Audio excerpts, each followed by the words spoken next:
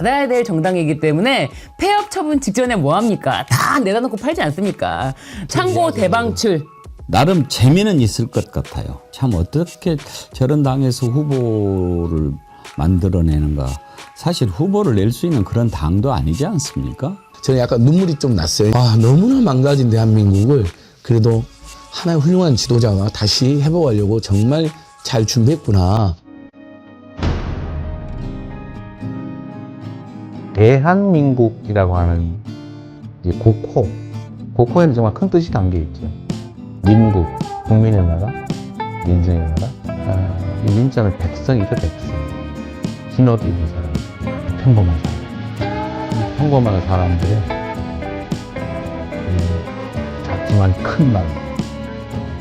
많은 사람이 희망을 가지고 행복한 삶을 꿈꾸는 그런 세상의 봄날 아닙니까? 진짜 대한민국을 만들고 싶습니다. 그냥 이름만 있는 대한민국이 아니라 진짜 그 대한민국을 대한국민이 만들어가는 그 대한국민의 훌륭한 도구, 최고의 도구 이재명이 되고 싶습니다. 비완맘님, 벚꽃은 피었는데 웃을 일은 없고 속만 탑니다. 영식님 능력 한번 발휘해줘요. 찰수로 한번 웃고 갑시다. 이재명을 이길 자 바로 저 안철수입니다. 아, 손가락이 어디 갔지? 그 안철수가 손가락에 대자를 쓰고 나왔잖아요. 예. 출마 선언문에. 아, 그 손가락에 네. 엄밀하면 원광대 이효진을 썼습니다. 예. 대체가 아니고 원광대 이효진이라고. 이효진 원광대. 네, 이효진 원광대. 대가 맨 마지막에. 네. 예, 근데 어쨌든 한자로 대자라면서요. 네. 그래서 사람들이 그 뭐 하는 시냐고 다 그러는데 아, 본인은 지금 반응이 매우 좋다는데요.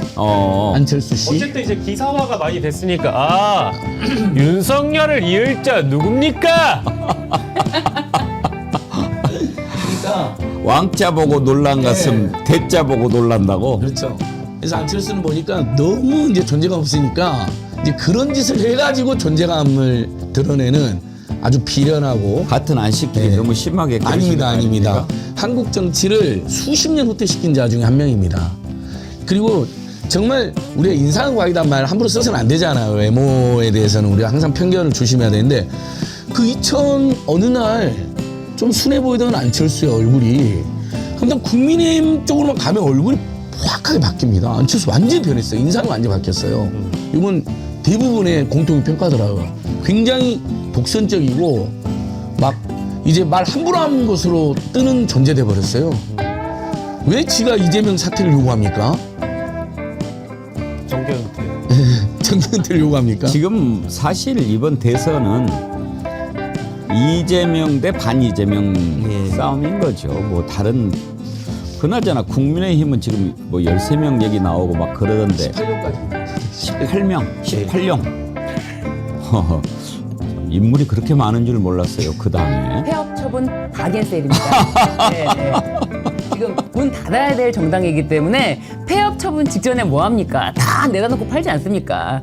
네, 폐업 처분이다 지금. 헐값에 네, 지지율 1%. 창고 대방출. 그러니까 이제 어제까지는 그 국민의힘 그 예비 주자들을 18용이라고 불렀는데요. 네. 이 중에 일단 원희룡이 드랍을 했으니까 빠졌잖아요. 예. 그리고 김태흠도 빠졌습니다. 누구요? 그럼 김태흠 충남도지사도 거기도 뭐 출마를 한다고 그랬어요? 왜 그래요? 다들 지금 지자체장들 중에 출마를 좀 가늠질하고 있는 분들이 있는데 일단은 좀 선제적으로 내려놓은 사람이 원희룡, 김태흠인데 오늘 새롭게 들어간 사람이 또 있습니다. 들어간 사람? 예, 요 안에 입당해서 경선을 치르겠다라고 얘기한 사람이 또 예. 있습니다.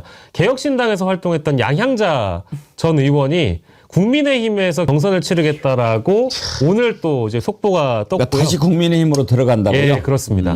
이제 이런 뭐랄까 움직임들이 많이 벌어지고 있는데 다시 한번 저희가 짚어봐야 되는 것은 국민의힘은 내란에 가담한 정당이라는 것이고요. 그 내란에 가담한 정당은 이 내란을 벌인 자를 옹립시켜서 대통령을 만든 책임에서 자유로울 수가 없습니다. 그러니까 부끄러운 줄 알아야 되는데 매우 뻔뻔하게도 지금 자신들이 이렇게 많은 주자들을 보유하고 있다라면서 지금 대선 경선 룰도 정했고 일자도 잡아서 4월 18일에 이 많은 주자들이 이 브라운관에 들어가지도 않을 텐데 서로가 서로를 지목하는 토론회를 벌이겠다라고 그 룰도 지금 만들고 있다고 하거든요. 가관입니다.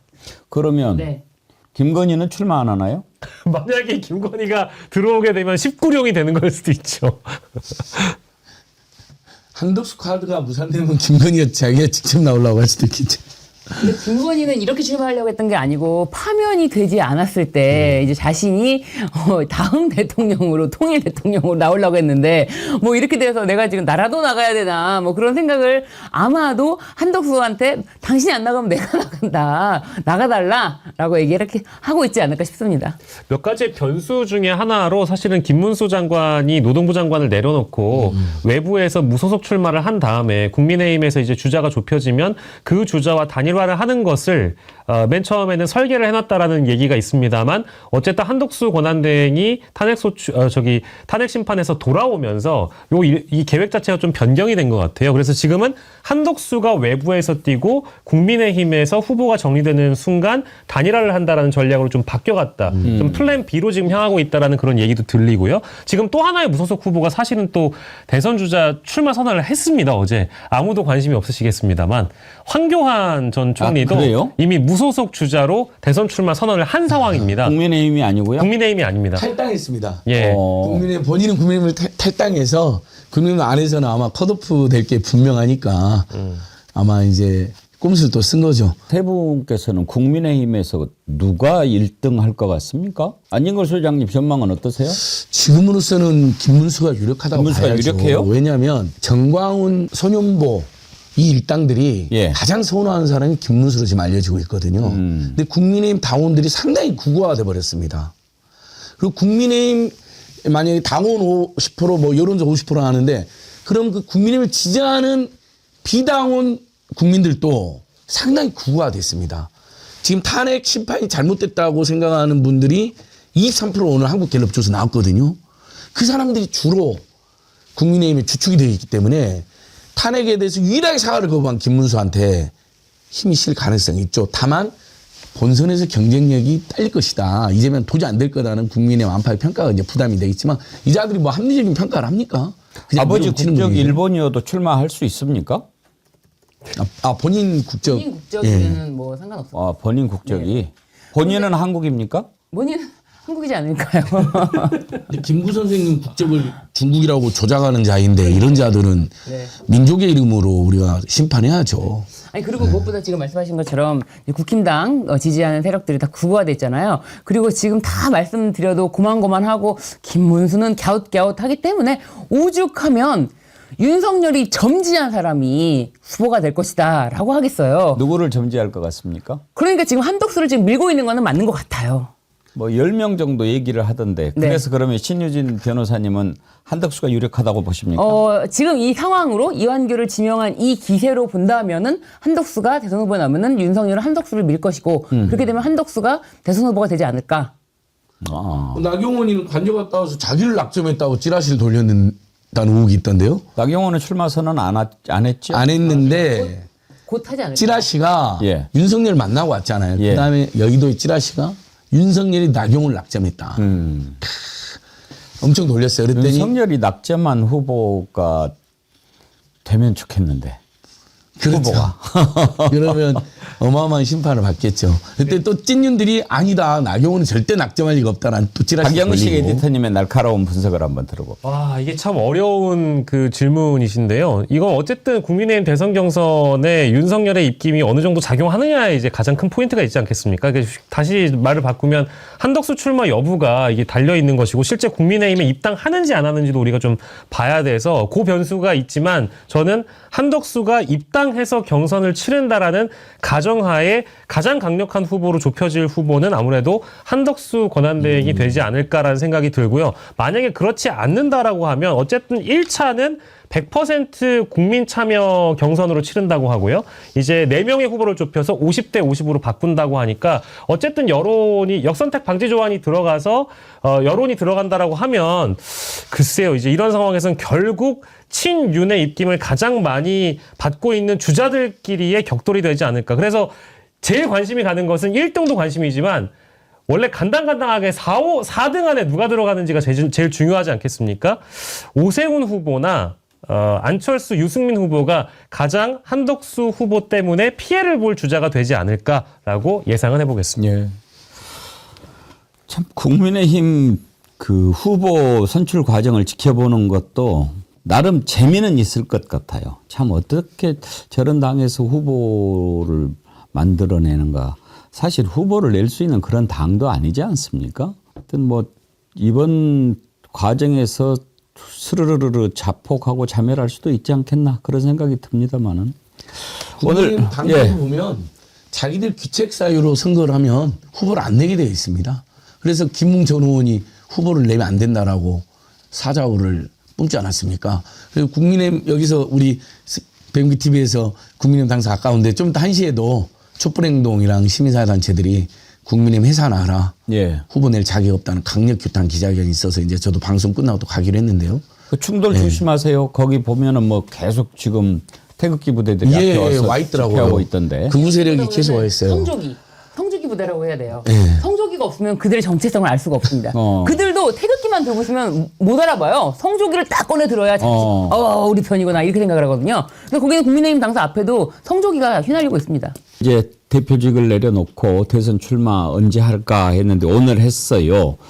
그런데 영상으로 이렇게 하는 것이 좀 독특해 보였는데 이재명 전 대표의 대선 출마 선언 한번 영상으로 보시죠.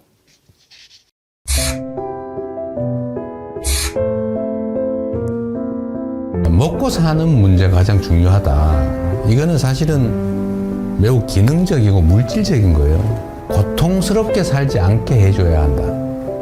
잘 산다라고 하는 건 좀 달라요.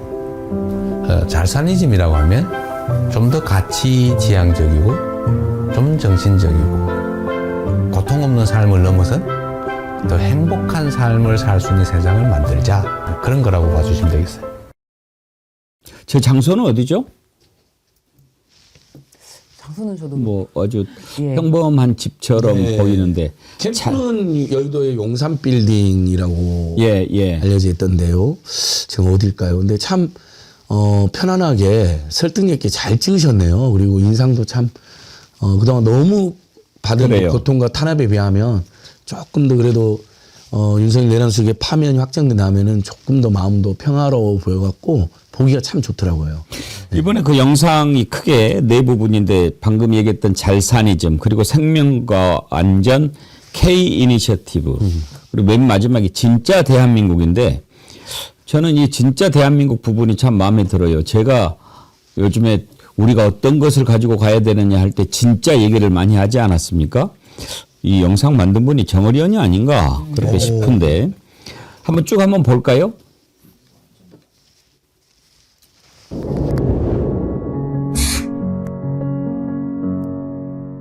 재난이나 아니면 사회적 위기 때 피해를 입는 것은 힘겹고 못 살고 어려운 사람 순이에요. 사실 그 사회의 문화의 수준이랄까 그 사회에 대한 평가는 이 약자들에 대해서 얼마나 많이 관심 갖고 지원하느냐에 달려 있어요. 생명 안전을 유지해야 그 다음 단계 더 나은 삶, 행복한 삶을 꿈꿀 수 있어요. 그래서 국민의 생명과 안전을 지키는 것은 정부가, 국가가 해야 될 가장 중요한 일입니다. 뭐든지 문제를 생각해 보면 우리가 조금 더 신경을 썼더라면 막을 수 있었던 사고로 보여져요. 누가 얼마나 체계적으로 신속하게 대응하느냐에 따라서 피해는 매우 적을 수도 있어요.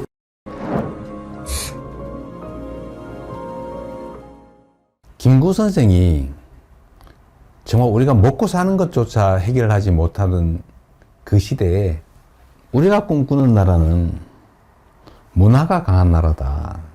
문화 강국 얘기를 하셨어요. 정말 저는 우리의 역량을 통찰한 정말 해안이었다. 지금 문화 영역에서는 정말 세계를 상당 부분 선도하고 있지 않습니까? 그럼 우리 K컬처, 한류라고 보통 부르지 않습니까?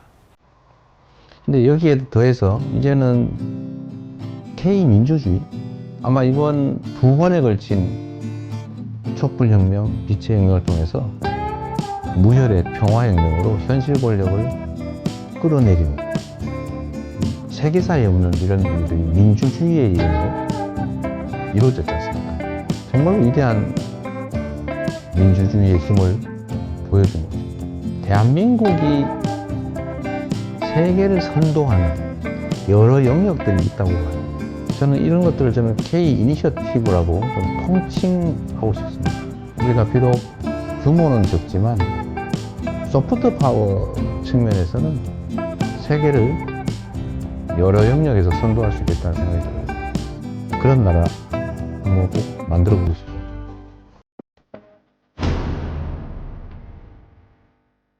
대한민국이라고 하는 이 국호에는 정말 큰 뜻이 담겨 있죠. 민국, 국민의 나라, 민중의 나라. 이 민자는 백성이죠, 백성. 신업 입은 사람들, 평범한 사람. 이 평범한 사람들의 나라.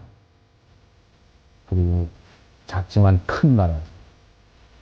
많은 사람이 희망을 가지고 행복한 삶을 꿈꾸는 그런 세상이 봄나라 아니겠어요? 진짜 대한민국을 만들고 싶습니다. 그냥 이름만 있는 대한민국이 아니라 진짜 대한민국. 그리고 그 대한민국은 대한국민이 만들어가는 거죠. 그 대한국민의 훌륭한 도구, 최고의 도구, 이재명이 되고 싶습니다. 잘 만들었는데요.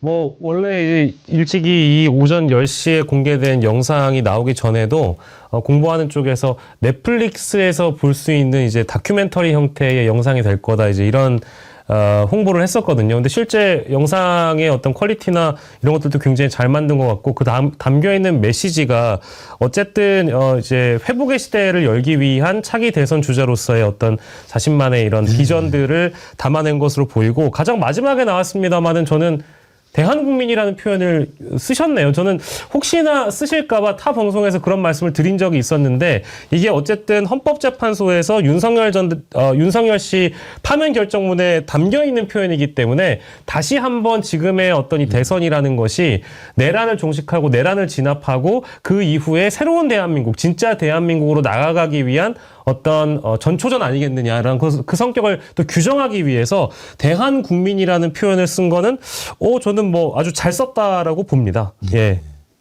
원래 그 임시정부에서도 우리가 대한제국이 아니라 대한민국을 선포했잖아요. 1919년도에. 그 자체가 이제 강하고 아름다운 나라, 그러나 황제가 아니라 양반이 아니라 정말 백성과 국민이 주인된 나라에서 대한민국을 선포한 건데 1919년도에 아마 이번 주인가가 임시정부 선포 줄 거예요. 그렇죠? 아마 우리 애청자들께서 또 다 올려줄 텐데 반응들이 정말 좋으시네요. 우리 애청자들께서. 저는 약간 눈물이 좀 났어요. 왜냐하면 너무나 망가진 대한민국을 그래도 하나의 훌륭한 지도자가 다시 회복하려고 정말 잘 준비했구나. 특히 내란 졸개들의 내란 졸개들의 출마 선언하고는 완전히 차원이 다르잖아요. 정말 우리나라가 어떻게 해야 되는가. 먹고 사는 생존의 문제는 당연히 해결해서 먹사니즘으로 다만 그보다 좀 더 정신적으로도 행복하고 건강하는 잘사니즘으로 그냥 생존권만 해결되는 게 아니라 그러면서 김구 선생이 설계했던 문화가 강한 나라, 아름다운 나라. 그래서 백성이 준된 나라. 그게 대한국민, 대한민국. 그러니까 좋네요, 참. 이제 역발상 차원에서도 굉장히 좋아 보이는 건 어쨌든 정치인이 어떤 선언을 하거나 뭐 출정식을 하거나 하면 굉장히 삐까뻔쩍하게 사람들 많이 모아놓고 세를 과시하기 마련이기도 하고 사실 그래도 되는 위치이잖아요. 뭐 여론조사상 어쨌든 뭐 대선 주자 1위 후보로서 계속 조사 결과가 나오고 있으니까요. 근데 그럼에도 불구하고 뭔가 영상을 공개해서 대선 출마 선언을 한다라는 것은 뭐 어쨌든 지금의 자신의 위치, 자신의 어떤 포지션을 더 극대화시키는 그런 방법이 아니라 이렇게 작은 캠프로서도 경선을 치를 수 있다라는 걸 보여주는 역발상이니까 이런 거에 좀 더 뭐랄까 사람들을 감성적으로 건드리는 그런 방법이기도 하겠네요. 저는 이 부분이 굉장히 인상적이었는데요. 평범한 사람이 희망을 갖고 그리고 행복을 꿈꾸는 그런 세상, 그런 때가 진짜 진정한 봄날이 아닌가 한다라고 하는데, 이 평범한 사람이 행복을 꿈꾸는 그 희망, 그런 게 제 마음에 몽글몽글 솟아나면서 날은 봄이지만 아직 봄이 오지 않았는데 이제 앞으로 곧 대한민국의 봄날이 오겠구나 하는 생각이 들어서 영상이 매우 좀 감동 있게 봤습니다. 예. 그 임시정부 수립일이 4월 11일 내일이랍니다. 우리 애청자들이 또 바로 다 알려주시는데 더더욱 의미 있어 보이지 않아요? 네. 그 임시정부가 선포한 헌장을 보면 여러분 정말 깜짝 놀랍니다. 한번 찾아서 읽어보세요. 김인현 3.1 혁명 독립선언서도 너무 멋있지만 임시정부 헌장이 1948년 12월 10일 날 발표한 유엔이 발표한 세계 인권선언문 있죠. 네. 세계 인권선언문보다 훌륭합니다. 세계 인권선언문이 우리 임시정부 헌장을 베꼈다고 느껴질 정도로 잘 썼어요. 당시 어떻게 그렇게 수준 높은 민주주의와 국민주권의 나라를 선포했는지 모르겠어요. 그래서 오늘 이재명 전 대표 출마 선언, 내일 김정부 수립일, 이게 딱 맞물려서 정말 대한민국이 완전히 새로운 희망의 물결로. 네. 그리고 캠프도 60명 규모로 아주 단촐하게 꾸린답니다. 예. 다른 좀 지지율이 상당히 약한 후보들한테 뭐 이렇게 위압감이라든지 소외감을 주지 않고 경선부터도 좀 더 공정하고 합리적으로 하자라는 표신 같아요. 캠프를 서로 들어가려고 한다는 거예요. 근데 대표가 단호하게 정말 우리 60명 정도로만 단촐하게 하자. 다른 후보들에 대한 배려도 해야 된다. 막 다 몰려드는 모양새면 보기도 안 좋지 않습니까? 출마한다고 하면 이게 열흘이나 20일 후에는 없어질 사람이잖아요. 내가 통화할 이유가 없는 거야, 그러니까. 바빠 죽겠는데. 내가 이렇게까지 평가를 받고 있다고 하면 내가 뭔가를 할 수 있지 않을까? 라고 하는 헛된 기대감 풍선처럼 부풀어 올랐을 것 같아요. 지금 이제 대선이 치러지는데 한덕수 역할이 뭡니까? 심판이에요. 근데 심판이 내가 지금 심판인가 선수인가 그렇게 하면 안 되잖아요. 선수로 뛰려면 뛰라고. 자, 이제 대선 우리가 이 왼쪽에 D- 올려드렸습니다. 이제 53일 앞으로 다가왔는데요. 국민의힘은 한 20명 얘기가 나오더니 지금은 한 10명 내외로 줄어들었어요. 어제 뭐 한동훈이 출마 선언하고 뭐 그랬는데 지금 한덕수 얘기가 계속 나와요. 박지원 의원은 오늘 방송에서 분명히 나온다 그러더라고요. 김용남 의원님, 한덕수 총리 나올까요? 지금 행보로 봐서는 나오는 행보죠. 나오는 행보죠. 사실은 트럼프 대통령과의 통화 내용을 일부러 흘린 거라고밖에 생각이 안 되잖아요. 그렇죠. 그렇지 않으면 어떻게 나오겠습니까? 정상과 누가 통화 알아요? 내용이. 그 통화에 어떤 예. 내용이 이루어졌는지 그거는 기밀인데 그게 버젓이 신문 일면 탑으로 나온 건 일부러 흘린 건데 그건 나오는 수순이죠. 더군다나 다른 사람도 아니고 지금도 집회 시에 태극기와 성조기를 묶어서 이렇게 흔드는 분들에게는 트럼프 황제님이잖아요. 마치 명나라 황제가 조선의 차기 임금을 이렇게 낙점하듯이 그런 거로 받아들일 수 있는 상황을 연출해낸 것인데 정말 트럼프 대통령이 당신 출마하냐고 물었다면 그 이유는 딴 게 아니라고 저는 생각해요. 왜냐하면 트럼프 대통령은 사실은 한덕수 권한대행하고 통화를 할 필요가 있을까? 갸우뚱했을 거예요. 왜냐하면 길어봤자 6월 3일까지인 사람이잖아요. 그러니까 내가 이 사람하고 통화를 해야 돼? 근데 다시 한번 확인하고 싶었겠지. 당신 출마해? 출마한다고 하면 이게 열흘이나 20일 후에는 없어질 사람이잖아요. 내가 통화할 이유가 없는 거야, 그러니까. 바빠 죽겠는데. 그러니까 확인하고 싶었겠죠. 당신 출마하냐? 내가 이거 열흘이나 보름 있으면 이 자리에 있지도 않은 없어질 사람하고 내가 통화하는 건 아닐까? 확인하고 싶었겠죠. 근데 그걸 마치 트럼프 대통령이 출마 여부를 물었다는 것을 미국 대통령이 한덕수 총리의 출마를 희망하거나 아니면 한덕수에 대해서 깊은 관심을 갖고 있는 것처럼 포장하려는 소재로 이제 흘린 거죠. 제가 보기엔 거의 본인 주관적으로는 출마다, 이거는. 출마다. 예, 그렇게 생각됩니다. 김종우 원장님 어떻게 보세요? 참, 제가 볼 때 미국을 바보로 하나. 미국 정보력이라는 게 엄청난 정보력이고 말씀하셨던 것처럼 모든 내용 자체들을 파악을 하고 그러니까 이제 한덕수 그러니까 저는 그러니까 이쪽 사람들이 사람인가 이런 생각이 드는 거예요. 일단 이 얘기 출마 이전에 내란 피의자 권한대행이 내란 피의자 이완규를 헌법재판관으로 지명을 한다? 헌법재판소가 뭐 하는 데입니까? 헌법 지키는 데 아니에요? 헌법을 파괴한 자를 헌법을 지키라고 헌법재판관으로 보내는 행위들을 뻐젓이 하고 있는데 이 얘기를 누가 했느냐? 윤상현이 나와서 그 얘기를 했어요. 8일 날. 뭐라고 그랬느냐? 자, 헌법재판관 2명 임명해도 아무 문제 없다. 그 다음 얘기 나온 게 뭐냐면 탄핵당하기 전에 빨리 나와서 대선 출마해라. 이런 얘기를 합니다. 근데 윤상현이 어떤 사람입니까? 지금? 거의 윤석열의 입과 같은 일을 하고 있고 맨날 일만 터지면 관저 들어가고 그다음에 서울구쳐 들어가가지고 확인한 다음에 나와서 아스팔트에 전달하는 사람인데 그런 사람이 공개적으로 헌법재판관 2명 임명해도 아무 문제 없다.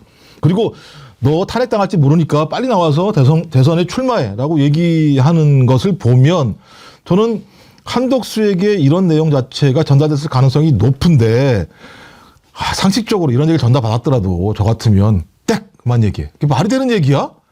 나도 지금 내란으로 수사받고 있는 상황이야. 내가 대선에 출마하면 야 우리가 다 내란 세력이라는 거 인정하는 거잖아. 그런 짓을 왜 해? 나 그냥 2달만 조용히 있다가 갈래라고 얘기를 해야 되는데 지금까지 하는 행위를 보면 100%죠. 내란의 증거를 인멸하고 내란 세력들이 똘똘 뭉쳐서 어떤 형태로든지 자기들의 생존을 도모하고자 하는 것으로 보일 수밖에 없다라는 생각이 들기 때문에 전 그렇다고 하더라도 개헌을 시도하려고 했던 부분들이 안 됐던 것처럼 한덕수가 출마하려고 하는 것 자체가 제가 볼 때 쉽지 않을 거라고 판단이 들긴 합니다만 이 정도의 상황까지 다시 보여준다라고 하는 건 국민한테 2차 가해, 3차 가해를 좀 하는 행위거든요. 한덕수가 왜 출마 얘기를 하겠습니까? 저는요. 지사하려고 그러는 거예요. 이게 이제 내란 세력이지 않습니까? 곧 죽잖아요. 주요 가담자예요. 자기가 살아야 되니까 막 이런 식으로 해가지고 나중에 정적을 뭐 공격한다 뭐 이렇게 이제 이야기를 해야 될 거예요. 그렇다고 나오면 됩니까?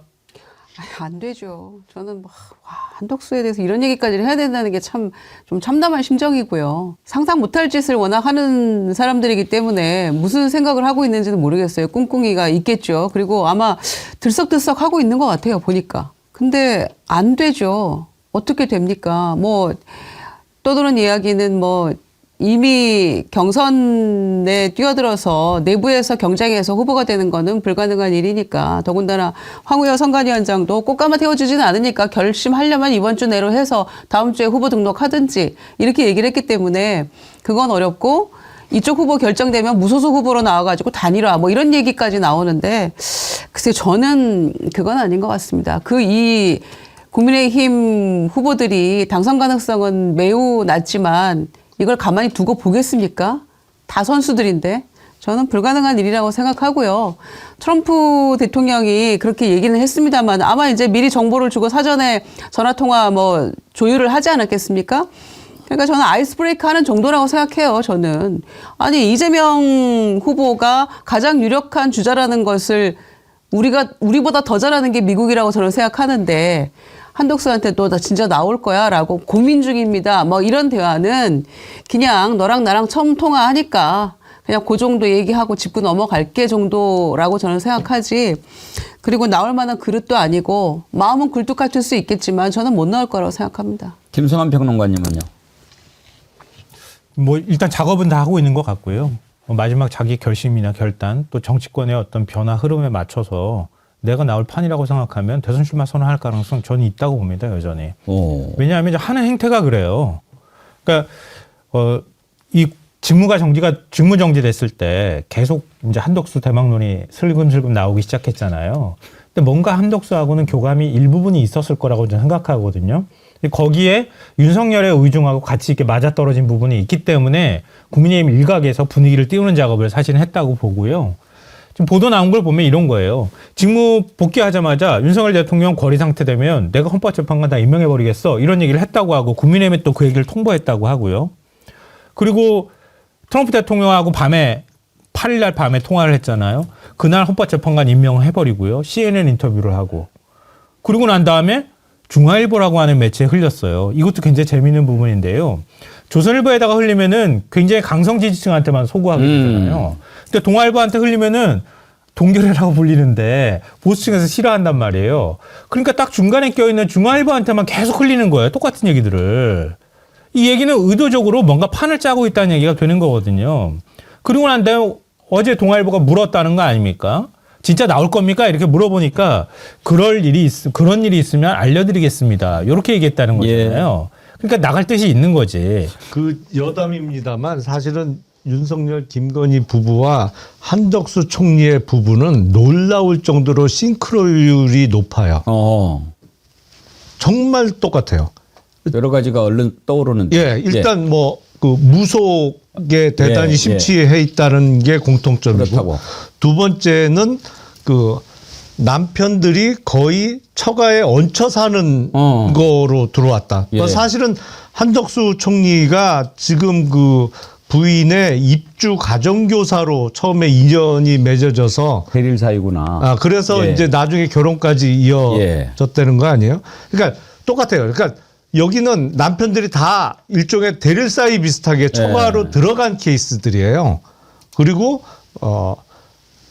부인 말에 꼼짝을 못하고 그 부인은 항상 어떤 중요한 결정을 무속인과 상의해서 결정하고, 놀라울 정도로 공통점이 많습니다. 자식 그리고 없고. 자녀가 없고. 자식 그렇죠. 없고. 네. 이 한덕수 총리와 이런 모종에 이미 좀 얘기가 조금 되고 이렇게 이 빌드업하는 과정이었다 치면, 그러면은 나경원 의원 불러가지고 나라를 위해서 뭘 좀 해달라고 지금 대선 출마를 권유했다는 것인데, 사실인지 아닌지 모르겠지만, 그럼 완전히 그럼 너는 그냥 페이스메이커나 해라 뭐 이런 얘기라는 건가요?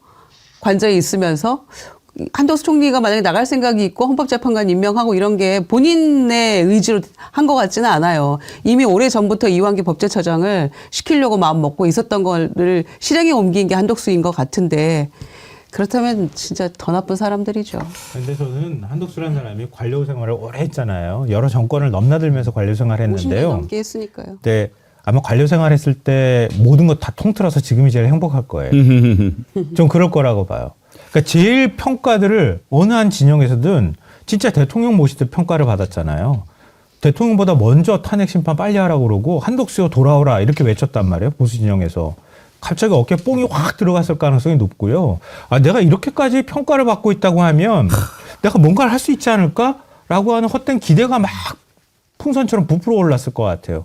근데 거기다가 지금 국민의힘 내부에서 의원 한 40명 정도가 한덕수 쪽으로 우린 가겠다 이렇게 얘기를 하고 있다잖아요. 그러니까 판을 보니 내가 나가도 얼마든지 해볼 만한, 도전할 만한 판이라고 생각을 하니까 현실 인식이 안 되는 거지, 사실은. 무엇보다도 한덕수가 이렇게 하면 안 되는 겁니다. 확실하게 지금 입장을 밝혀야 돼요. 지금 이제 대선이 치러지는데 한덕수 역할이 뭡니까? 심판이에요. 근데 심판이 내가 지금 심판인가 선수인가 그렇게 하면 안 되잖아요. 선수로 뛰려면 뛰라고. 갤럽 여론조사가 오늘 나왔던데 또 뭐 어디 다른 데도 나온 게 있던데요. 문화일보 보니까 에이스 리서치인가? 제가 근데 여론조사 나온 거 여러 가지를 보지만 소개는 다 안 하려고 합니다. 왜냐하면 좀 헷갈릴 수가 있으니까 일관성 있게 하나를 쭉 살펴보는 게 좋거든요. 갤럽에서 나온 여론조사 한번 보지요. 이재명 대표가 37%, 그리고 오늘 중앙일보 제목 보니까 어떤 후보가 나와도 다 과반 뭐 그렇게 됐더라고요. 별도로 조사를 했더라고요. 예. 갤럽하고. 장래 대통령감으로 누가 좋다고 생각하는지 이재명 37, 김문수가 9, 홍준표 5, 한동훈 4, 그리고 이준석, 한덕수, 오세훈, 안철수 2, 이낙연, 유승민 1. 이낙연 전 총리가 1 나오는 것도 이상하고 유승민 의원이 1밖에 안 나오는 것도 좀 이상하네. 지난번에 여론조사에서 이렇게 전체적으로 다 하면은 유승민 의원이 2등인가 나오지 않았나요? 그거는 이제 국민의힘 후보를 놓고 그러니까 지지정당과 상관없이 오픈해서 물었을 때 11%인가 뭐 하여튼 2등을 한 적이 있죠. 예. 근데 이거는 여야 합쳐서 다 열거함, 이제 이거 주관식 답변이거든요. 갤럽은. 그러다 보니까 얘기를 하니까요. 일단 1위를 하는 이재명 전 대표가 포션이 너무 커요. 그러다 보니까 나머지를 쪼개간 다른 주자들이 다 쪼개서 이렇게 가져가는 건데 이렇게 물으면 유승민 전 의원이 얼마 안 잡히는 거고 국민의힘 주자들만 놓고 물으면 높은 퍼센티지가 나오고 그런 상황이죠 지금. 그렇군요. 참고로 좀 말씀드리면은요, 중도층의 이재명 대표 지지율이 많이 올랐어요. 그러니까 전체적으로 이재명 대표가 3월 4주하고 비교하면은 지지율이 3월 4주 때 34%였는데 지금 37로 올라갔거든요. 그러니까 민주당 지지층 사이에서도 이재명 지지율도 많이 올랐어요. 75에서 81로 올랐고요. 특히 중도층이 34에서 42로 올라갔어요. 그러니까 중도층이 이재명 대표 쪽으로 쏠려가고 있다. 예. 이렇게 볼 수 있고요. 대신 국민의힘의 경우에는 김문수 전 장관의 지지율은 거의 똑같아요. 8에서 9. 근데 국민의힘 지지층이 조금 움직인 게 보이는데요. 22에서 27로 올라갔어요. 그러니까 양쪽으로 국민의힘 지지층에서는 김문수 쪽으로 조금 쏠려가고 이재명 민주당 지지층에서는 이재명 대표 쪽으로 더 확고하게 지지가 옮겨가고 있다. 이렇게 볼 수 있고요. 아까 중앙일보 말씀하셨잖아요. 오늘 발표된 갤럽 조사하고 별도로 중앙일보하고 자체적으로. 갤럽이 자체적으로 조사한 게 또 하나 있는데요. 여기서도 중도층 표심 변화가 확연하게 보여요. 그러니까 다자대결에서 이재명 대표 지지율이 42, 김문수 12, 홍준표 9, 한동훈 6, 오세훈 5 이런 식으로 되어 있는데요. 2달 전 조사를 했을 때 가상 양자 대결에서 전체 응답자 가운데 한 12에서 18% 정도 이재명 대표가 국민의힘 지지층보다 좀 높았거든요, 지지율이. 그리고 중도층을 대상으로 했던 거에서 보면은 이재명 대 홍준표가 54대 32, 이재명 대 오세훈은 56대 32. 나머지 국민의힘 지지율도 후보들 지지율도 다 29에서 30대 초반쯤이거든요. 이재명 대표는 양자대결 구도 안에서도 54에서 58까지 정도 나와요. 이건 사실은 대선 양자대결로 봤을 때는 이미 게임이 끝났다 이렇게 평가해도 무방할 정도로 중도층에서는 이재명 대표 지지율이 확실하게 쏠려 있다. 1월 달에 조사했을 때보다 더 많이 쏠려가고 있다.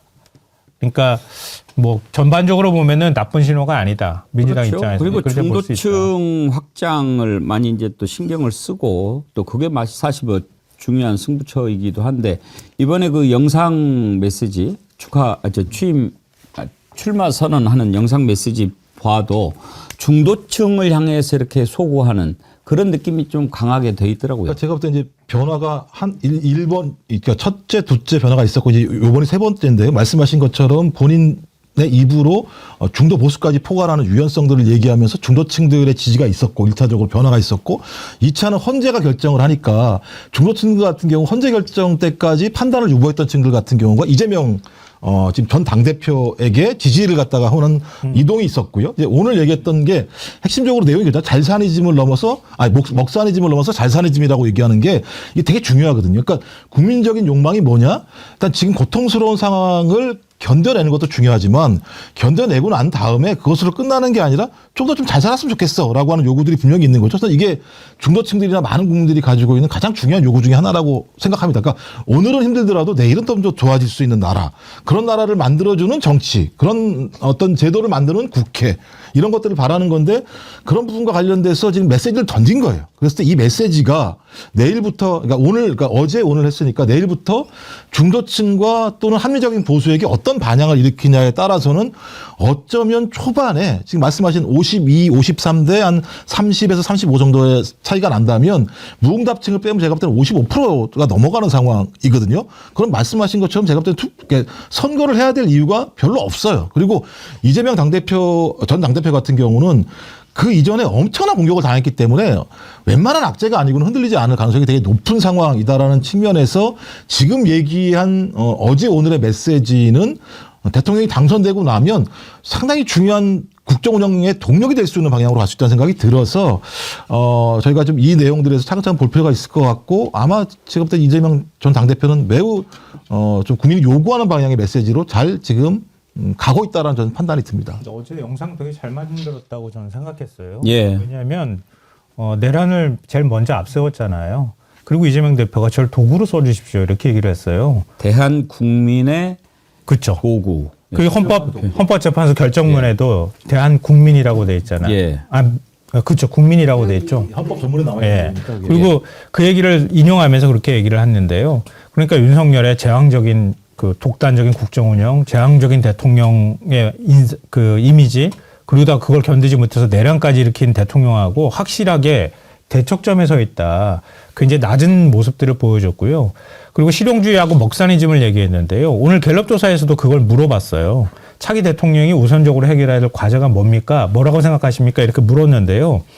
경제회복 활성화가 48, 국민통합 갈등 해소가 13, 민생문제 생활안정이 9, 계엄세력 척결이 8 이렇게 나왔어요. 그 순서대로 쭉 외교 이렇게 해가지고 쭉 내려가는데요. 경제회복 활성화하고 민생 생활안정이 합치면은 57이 나와요. 사회 갈등이 13이고요. 그 다음에 계엄세력 척결 이렇게 갈 수 있거든요. 그러니까 지금 국민들이 너무 살기 힘들다는 거예요. 그러니까 이재명 대표가 얘기하는 것처럼 좌우 이념의 문제를 떠나서 실용적으로 접근해서 정책이 제대로 국민한테 도움될 수 있도록 민생에 도움될 수 있도록 하겠다고 하는 그 어제 영상하고 딱 국민들의 여론하고 일치하는 거죠. 그러니까 그거를 잘 영상 안에서 배치를 했다. 요 기조로 그대로 가져나가면서 크게 흔들림 없이 유지하면 된다고 보입니다. 저도 이제 조그만 법인을 운영하고 있습니다만 사실은 12월 3일 날 비상계엄 선포 이후에 정말 매출이 반으로 꺾였어요. 예. 근데 저만 그런 게 아닌 것 같아요. 많은 분들이 사실은 자영업자를 비롯해서 조그마한 사업체를 운영하는 대부분의 분들이 그렇거든요. 그 사실은 죽겠는 거예요. 지금 몇 달째. 작년 12월부터 정말 매출이 반으로 그냥 팍 줄었어요. 근데 이게 나아지지 않는단 말이에요. 그 정치적 성향을 따라 떠나서 이제는 생존이, 그러니까 먹고 사는 문제가 시급한 문제로 다가오는 갑자기 그런 경제 상황을 만들어냈어요. 윤석열을 비롯한 내란 세력이. 그런 의미에서 기존부터 계속 해왔던 민주당 내부에서는 일부 반발도 있었습니다만 이른바 중도 소구 전략이 먹혀들고 있는 상황이다. 이런 생각이 들고, 그리고 정당과 상관없이 지금 사실은 도와주는 사람이 너무 많아요. 예를 들어서 일주일 전만 해도 갑자기 개헌 이슈가 불거지면서 이걸 갖고 논란이 생기기 시작했잖아요. 그러면서 내란 척결이 먼저다, 아니다, 개헌을 이번 기회에 해야 된다. 그런데 한덕수 권한대행이 이완규 헌법재판관 후보자를 지명하면서 많은 국민들이 맞아, 이거 내란이 계속 중이네, 내란 척결이 중요하네 라는 걸 다시 한번 깨닫게 해줬어요. 그러니까 이거는 정당과 상관없이 그 본의 아니게 도와주는 사람이 지금 많아요. 그러니까 독주 체제가 당분간은 계속될 것 같고 큰 실수를 안 하는 관리 능력이 중요해 보입니다. 지금 상황은. 이재명 전 당대표가 나는 헌법주의자다라는 걸 명확히 얘기를 했어요. 그러니까 대한민국이라고 얘기하면서 대한민국의 민국은 뭐냐? 백성의 나라다. 그러니까 과거에는 민국이 민주공화국이라고만 해석을 했었는데 그보다 훨씬 더 폭넓은 형태의 국채이다라는 거 하나하고 또 하나가 말씀하신 대한국민이라고 하는 표현은 뭐냐? 우리 전문에 나와 있지 않습니까? 대한국민이 뭘 했느냐? 반제 독립국가를 만들었고 반독재 민주국가를 만든 주체가 대한국민이라고 헌법 전문에 있거든요. 전 그런 의미에서 이재명 전 당대표의 대한민국에 대한 미국 해석과 대한국민이라는 용어는 나는 헌법주의자이며 그런 것들을 철저히 지켜나가겠다는 측면에서 맨 앞에 나왔던 대통령 윤석열을 파면한다라는 용어랑 맨 마지막 문구가 완전히 연결돼 있다는 측면에서 상당히 좋은 어떤 국채와 정치에 대한 해석관을 가지고 있는 대선 후보라는 생각이 듭니다. 예. 지금 대선 구도는 이제 거의 일방적으로 가고 있지만 끝까지 방심해서는 안 되지요. 새 정부 들어서면 줄줄이 지금 수감돼야 될 사람들이 좀 발악을 하겠습니까? 별짓을 다 해보겠죠. 그럴 때 조심해야 되는데 지금 이제 아까도 여론조사 봤지만 국민의힘 후보들 다 합쳐도 이재명한테 안 되는 거 아니에요? 그런데 지금 국민의힘 그 경선 일정이 일단은 발표가 됐는데 규칙을 보니까 1차 경선에서 4명으로 압축하고 2차 경선에서 2명, 그러니까 양자 대결 구도를 만들어서 마지막으로 한 번 더 뽑는 그런 식으로 한다는 거예요. 그러니까 일단 지금 나오는 사람들이 4명 안에는 들어야 되는데 뭐 막 나오잖아요. 오히려 요즘 안 나온다는 게 뉴스가 됐더라고요. 원희룡, 김태흠은 언제 나온다는 얘기나 있었어요? 참나. 한 줄 나왔어. 다.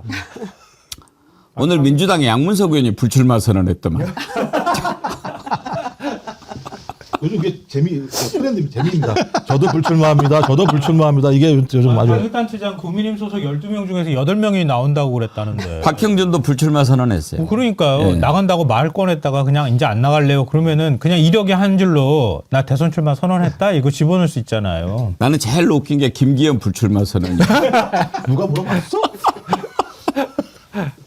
자, 오늘 대한민국을 대표하는 패널 4분 나오셨으니까 한번 전망을 한번 들어봅시다. 일단 국민의힘 후보가 누가 될 거냐 궁금한데 가장 중요한 게 먼저 4명 안에 들어가는 거잖아요. 4명 누구 될 것 같은지 한번 좀 여쭤보고 싶어요. 분석의 대가 김영남 의원님 먼저 한번 분석해 주십시오. 사실은 윤석열, 김건희 부부가 국민의힘 내부 경선판을 흔들려고 시도를 할 겁니다. 예. 그래서 윤석열 전 대통령의 출마 권유를 받아서 출마하겠다고 하는 사람들이 나오기 시작했잖아요. 근데 판을 흔들려고는 하겠지만 판을 흔들 수 있을까는 대단히 의문이기 때문에 기존에 김문수, 홍준표, 오세훈, 한동훈 이렇게 4명이 1차 컷오프를 통과하지 않을까 싶어요. 한덕수 총리는 만약에 출마를 한다고 하면 국민의힘 내부 경선 스케줄과는 상관없이 민주당에 의해서 탄핵 소추가 본격화되는 시점에 사퇴하고 무소속으로 출마해서 나중에 국힘 후보와 단일화를 하는 수순으로 갈 가능성이 높지 않을까 그렇게 봅니다. 4명이 누가 되냐고요? 그러니까 김문수, 홍준표, 오세훈, 한동훈 이렇게 4명이요. 오세훈, 한동훈.